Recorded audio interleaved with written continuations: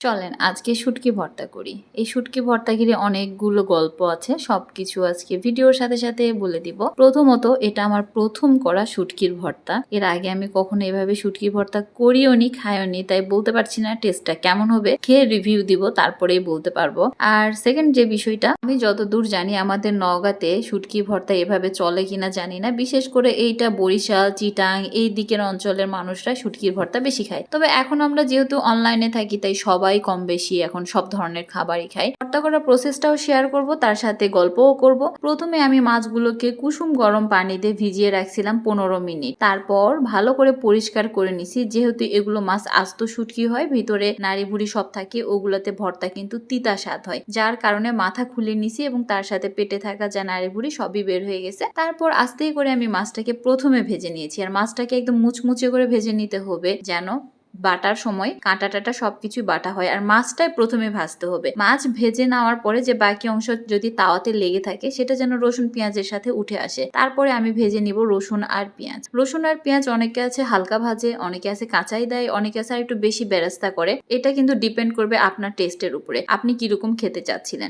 আচ্ছা, এখন একটু গল্প বলি। শুটকি ভর্তা খাওয়ার আইডিয়াটা আমার মাথায় কই থেকে আসলো। রোজা রাখছিলাম তো খুব ক্ষুধা লাগছিল, ভাবছিলাম কি খাবো কি খাবো কি খাবো, এটাই বুঝতে পারছিলাম না। তখন মনে হচ্ছিল যে শুটকি ভর্তা করি, কেমন লাগে দেখি। তাই একটা ভালো মতো রিস্ক নিয়ে চলে আসছিলাম শুটকি ভর্তা করার জন্য। আর আমি পেঁয়াজগুলোকে কিন্তু হালকা ভেজে নিছি, আর মরিচগুলোকেও খুব বেশি ভাজবো না। খুব বেশি ভাজা মরিচ দিয়ে আলু ভর্তা ভালো লাগে, বাট আদার্স কোনো ভর্তা এত বেশি ভাজলে ভালো লাগে না, ভর্তা তিতা হয়ে যায়। যেহেতু শুটকি মাছে একটা তীক্ষ্ণ ফ্লেভার আছে, তাই আমি বেশি করে মরিচ ভাজবো না, মরিচের ফ্লেভার যেন খুব বেশি না আসে। আস্তে আস্তে পাটাতে বেটে নিব, খুব বেশি প্রেসার দিয়ে ডলবো না, তাহলে হবে কি পাটার সাথে লেগে যাবে। এটা হালকা করে বেটে নিছি, পুরো বারুদের মতো হয়ে গেছে। তারপরে একটা একটা করে ঝাল দিচ্ছিলাম। ঝালের বিচি থেকে সবাই সাবধান। আর আসলে শুকনা ঝাল দিয়ে আমাদের কোনো তরকারি খাওয়া উচিতই না। তারপরে মুখের স্বাদ আর লুকিং এর যে একটা বিষয় থাকে, এটা কন্ট্রোল করা খুব কঠিন। ভর্তা হবে আর শুকনা ঝাল থাকবে না, তা কি হয়? এটার স্মেলই আলাদা। তবে উচিত না, শরীরের জন্য এটা অনেক বেশি ক্ষতিকর। আমরা চেষ্টা করব কাঁচা ঝাল দিয়ে খাওয়ার। তবে নেক্সট টাইম আমি কাঁচা ঝাল দিয়ে ভর্তা ট্রাই করে আবারও আপনাদেরকে একটা ভালো রিভিউ দিব।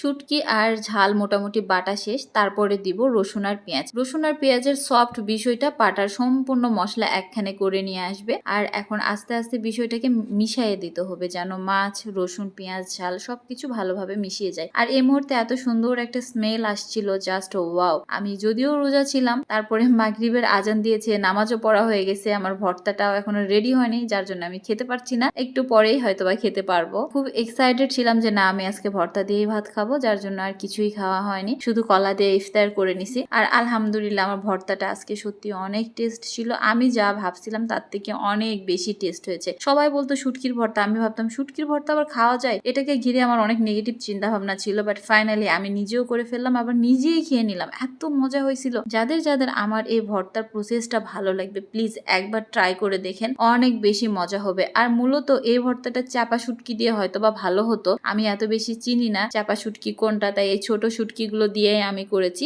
নেক্সট টাইম আমি আরো ভর্তার নতুন নতুন রেসিপি নিয়ে আসবো। আশা করি আপনারা সেখান থেকে উপকৃত হবেন। আজকের ভিডিও এত পর্যন্তই। টাটা, আল্লাহ হাফেজ।